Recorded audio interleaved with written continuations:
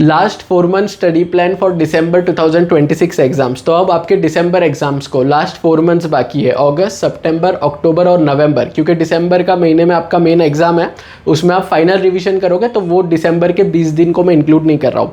और अब जैसे जैसे एग्जाम्स नज़दीक आ रहा है, आप लोगों के माइंड में क्वेश्चन आ रहा है कि अब लास्ट 4 मंथ्स अप्रॉक्सीमेटली 120 डेज बाकी है, तो हमारा क्या स्ट्रेटेजी रहना चाहिए, क्या अप्रोच रहना चाहिए टू एंश्योर कि ये जो एग्जाम्स है हमारा इसी अटेम्प्ट में क्लियर हो जाए और सेम एग्जाम हमें वापस ना देना पड़े।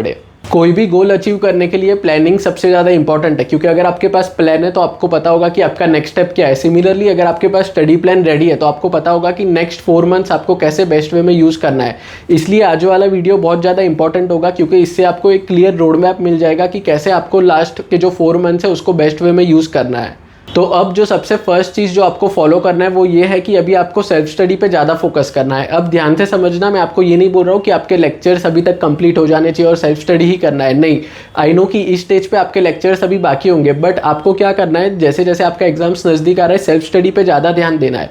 क्योंकि लेक्चर्स देखना कंप्यूटर के सामने, लैपटॉप के सामने, फ़ोन के सामने बैठ के लेक्चर्स देखना काफ़ी ईजी है, बट सेल्फ स्टडी करके याद करना चीज़ों को, वो चैलेंजिंग टास्क है।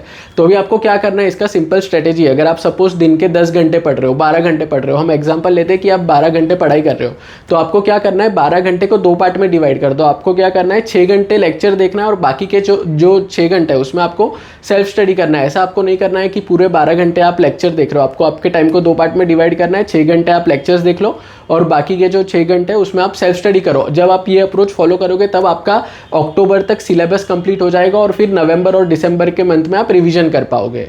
जो सेकेंड चीज़ आपको फॉलो करना है वो ये है कि अभी आपके पास एक प्रॉपर रिवीजन प्लान रेडी होना चाहिए। अब ये बहुत ज़्यादा इंपॉर्टेंट है, क्योंकि जो प्रोफेशनल एग्जाम्स होता है CA, CS, CMA, इसका सिलेबस काफ़ी ज़्यादा वास्ट होता है।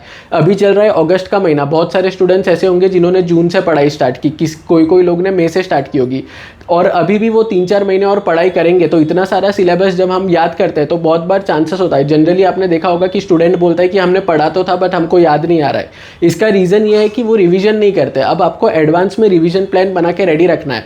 अगर आपके पास कोई भी रिवीजन प्लान रेडी नहीं है तो मैं आपको एक सिंपल स्ट्रेटेजी बताता हूँ जो मैं खुद फॉलो करता था, जो फॉलो करके मुझे ऑल इंडिया रैंक आया है। तो आपको बेसिकली क्या करना है, आज अगर एग्जाम्पल मंडे का दिन है, आपने आज के दिन में जो भी पढ़ा है वो आपको एंड ऑफ द डे, जब आप पढ़ाई क्लोज कर रहे हो रात को 8 बजे, 9 बजे, 10 बजे, जो भी आपका टाइम है, उसके पहले आपको एक बार रिवाइज करना है पूरे दिन में आपने जो भी पढ़ा है वो। सेकंड रिवीजन आपको कब करना है, जब नेक्स्ट डे, अब ट्यूसडे को आप पढ़ाई स्टार्ट कर रहे हो मॉर्निंग में, जब आप पढ़ाई स्टार्ट करोगे ट्यूसडे का, उसके पहले आपको अपने मंडे को जो भी पढ़ा है उसको वापस रिवाइज करना है। ये हो गया आपका सेकंड रिवीजन।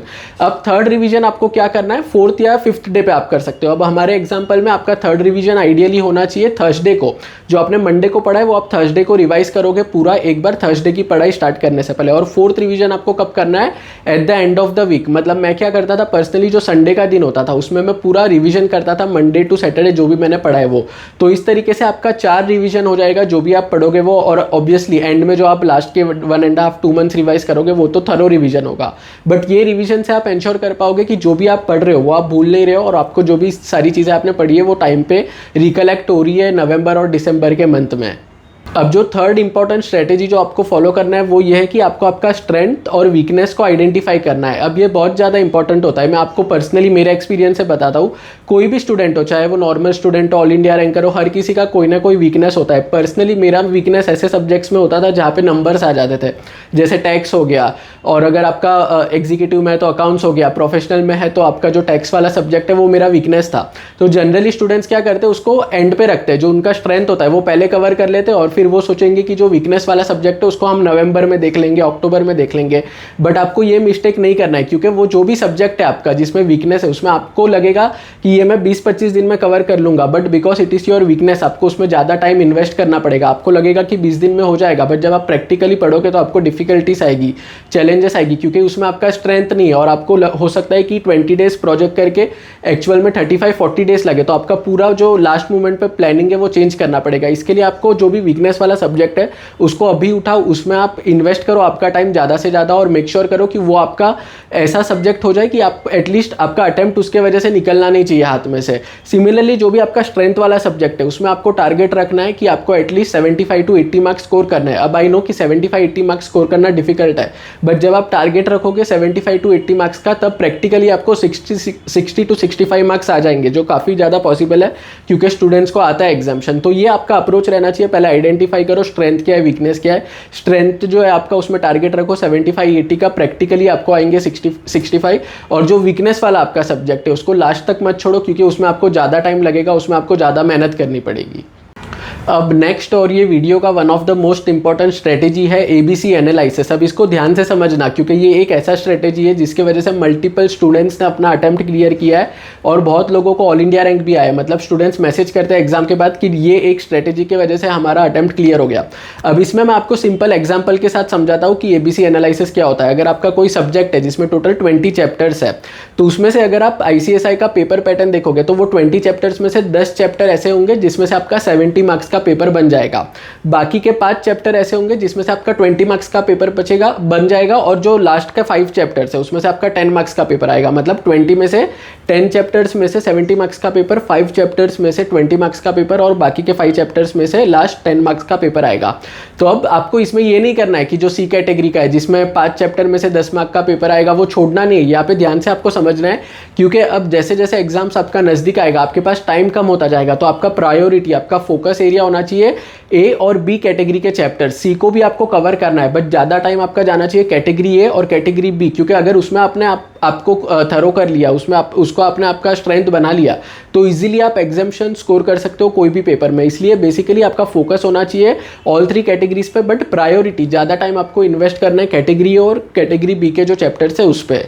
अब जो 5th और लास्ट पॉइंट है वो है राइटिंग प्रैक्टिस। अब ये एक ऐसा चीज़ है जिसके वजह से बहुत सारे स्टूडेंट्स को अटेम्प्ट लग जाता है, क्योंकि आप लॉजिकली सोच के देखो, कोई भी चीज़ को पढ़ना, कोई भी चीज़ को याद करना is totally different thing, but जब आपको क्वेश्चन पेपर मिलेगा और आपको जब लिखना पड़ेगा, 3 घंटे आपको बैठ के लिखना पड़ेगा कंटिन्यूस, लेंदी पेपर होते हैं जो CS एग्जाम्स के, वो आपको लिखना पड़ेगा, that is a separate different ball game. तो आपको क्या करना है, पहले से आपको राइटिंग प्रैक्टिस करना है। और स्टूडेंट्स यहाँ पे और एक मिस्टेक कर देते कि उसको लास्ट में रखते कि हम नवंबर दिसंबर में राइटिंग प्रैक्टिस करेंगे, बट ऐसा आपको नहीं करना है। आपको अभी से ही side by side writing practice start करना है, ताकि एंड में अगर आपका जो सिलेबस कवर करने का टाइम है वो थोड़ा पुश हो जाता है, रिवीजन आपको कम करने मिलता है, तो एटलीस्ट आपका राइटिंग प्रैक्टिस पे कॉम्प्रोमाइज नहीं होना चाहिए। जब आप राइटिंग प्रैक्टिस करोगे तो आपको पता चलेगा कि आप कैसे आंसर को प्रेजेंट कर पा रहे हो, आप आंसर लिख पा रहे हो कि नहीं, आपका थॉट प्रोसेस कैसे चल रहा है, क्वेश्चन पेपर देखने के बाद क्वेश्चन आप समझ पा रहे हो कि नहीं, समझ के उसका आंसर लिख पा रहे हो कि नहीं। ये सब चीज़ आपको तब पता चलेगी जब आप राइटिंग प्रैक्टिस करोगे।